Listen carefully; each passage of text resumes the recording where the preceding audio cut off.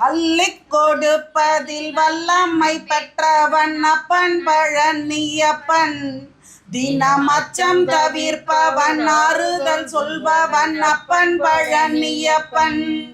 கள்ளம் கபடம் இல்லாதவர் தம்மிடம் காவலில் நின்றிருப்பான்.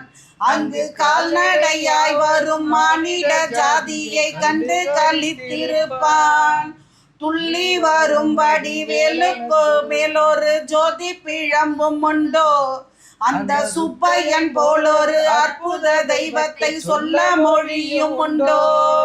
வெள்ளி முகம் 12 கண்ட பின் வேறொரு சொர்க்கம் உண்டோ? ஆண்டி வேஷத்தில்லாயினும் வீரத்தில்லாயினும் வேலனை வெல்வதுண்டோ? சித்தர் வணங்கிய சேவர் கொடியோனை சேர்ந்து வணங்கிடுவோம். அந்த சிக்கலில் ஆயினும் செந்திலில் ஆயினும் சென்று கணிந்து நிற்போம்.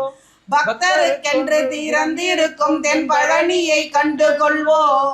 அங்கு பாலாபிஷேகமும் தேனாபிஷேகமும் செய்து பணிந்திடுவோம்.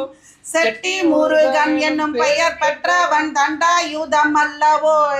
அந்த சித்திர வள்ளியும் ஜாடையில் மற்றொரு செட்டி மகள் அல்லவே? கொட்டி கொடுப்பவன் கோயிலை பார்த்திட கோஷம் இட்டோடிடுவோம். முள்ளும் குத்தட்டுமே கல்லும் தட்டட்டுமே வழி கொஞ்சமும் கண்டு கொள்ளும். 6 60 ஆனை 20 ஆடி நடந்து செல்வோம்.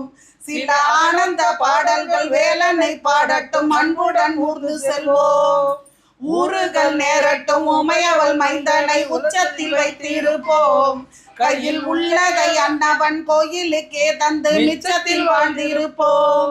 வேலன் குமரன் முருகன் திருச்செந்தூர் வேர்ந்துவன் கந்தனுக்கு 2 கால்கள் நடக்கின்ற நடையினில் தான் உயிர் கனிவு நிறைந்திருக்கு.